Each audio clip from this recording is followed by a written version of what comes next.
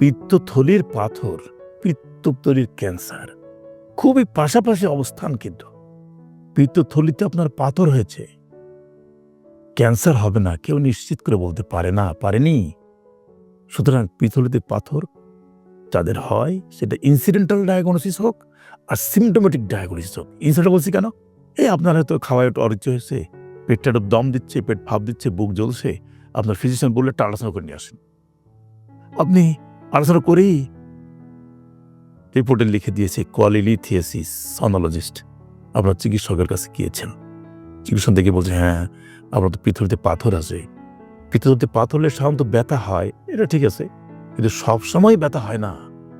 কখনো না কখনো যে সিমটমগুলো হয় সেগুলো গ্যাস্ট্রাইটিস, গ্যাস্ট্রিক আলসার, এই ধরনের সিমটমের সঙ্গে কোরিলেট করে, মিলে যায়। যেমন বুকে ব্যথা, অল্প খেলে পেট ভরে আসে, বমি হয়, বমি ওই ভাব হয়, খাওয়ায় অরুচি, এই যে টার্ম আছে, কিন্তু কখনো ব্যথা হয়নি। এই টার্মগুলো এগুলো সাধারণত gastritis, gastric erosion, ulcerative gastritis, এগুলোর লক্ষণ। কিন্তু পাথর হয়েছে, একই রকম লক্ষণ আপনার নিয়ে হাজির হয়েছেন। আলোচনা করে দেখা গেল আপনার পিত্তথলি পাথর, কিন্তু এন্ডোস্কোপি দেখা গেল পাকস্থলী নর্মাল। কি করবেন এখন? সিমটম তো কিছু লক্ষণ তো আছেই, পাথর আছে কিন্তু পিত্তথলিতে কোনো ইনফেকশন হয়নি, কলিসিস্টাইটিস নাই, গলব্লাডার ওয়াল থিকনেস উইদিন 3 মিলিমিটার, 3 মিলিমিটারের মধ্যে গলব্লাডার ওয়াল কন্ট্রাক্ট করেনি, থিকনেস বাড়েনি, ইনফ্লামেটরি কোনো চেঞ্জ নাই, কিন্তু পাথর তো বসে আছে। কি করবেন সেটা? অবশ্যই খুব কঠিন সিদ্ধান্ত। কেউ আপনাকে বলবে চুপচাপ থাকেন, কেউ বলবে আপনি অপারেশন করে ফেলেন। আমি মনে করি, আমার অভিজ্ঞতার আলোকে বলছি,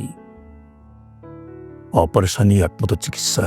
পাথর হয়েছে, ওই পাথরটি আপনার কলিসিস্টাইটিস করবে, ওই পাথরটি আপনার ওয়াল থিকনেসকে বাড়িয়ে দিবে, ওই পাথরটি থেকে আপনার নিউপ্লাস্টিক ম্যালিগন্যান্ট চেঞ্জ হবে, তারপর আপনি অপারেশন করবেন?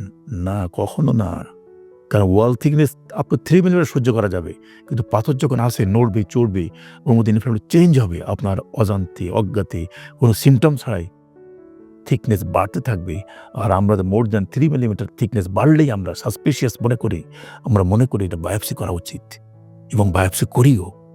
3 মিলিমিটার থিকনেস নর্মাল, 3 মিলিমিটার বেশি থিকনেস অ্যাবনর্মাল। গলব্লাডার রিমুভ করেছেন, বায়োপসিটি করেন। এই বায়োপসিতে দেখা গেল ক্যান্সার সেল মাত্র গ্রো করেছে, যাকে বলে কার্সিনোমা ইন সিটু। গলব্লাডার ওয়ালে একটা টিউমার চেঞ্জ আছে এবং সেটা ম্যালিগন্যান্সি।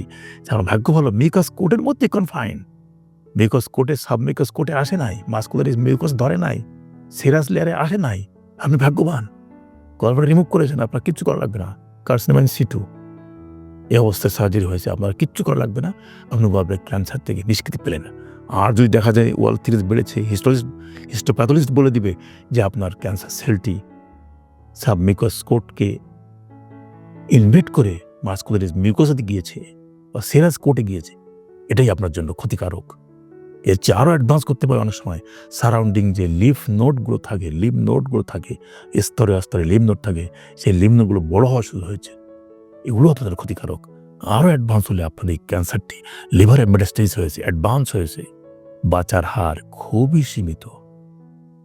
লিম্ফ নোডে গিয়েছে, লিভারে গিয়েছে, ক্যান্সার টিস্যু সেরাস কোট পর্যন্ত চলে আসছে, আপনার বাঁচার হার কমে আসলো।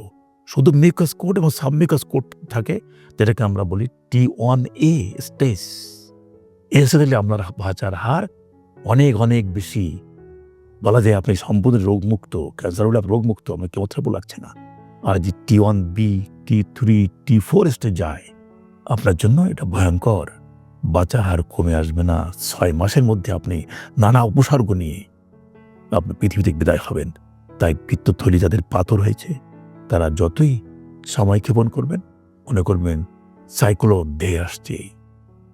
এখন বলছে না আবার নাকি ঢাকাতে ভূমিকম্প হবে, 70 লক্ষ লোক মারা যাবে বলছে, কিন্তু মানুষজন আতঙ্কিত হয়ে ঢাকা শহর ছেড়ে যাচ্ছে। কিন্তু আপনার দেহের মধ্যে তো অসুখ, পাথর বসে আছে, ওরা তো আপনাকে আপনার দেহ খেয়ে ফেলবে। যেখানে পালাবেন ওখানে গেলেও তো ওরা বাড়তে থাকবে।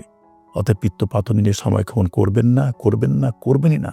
কোনো ফিজিশিয়ান যদি বলে যে ওয়েট করেন, নো, ওয়েট করবেনই না।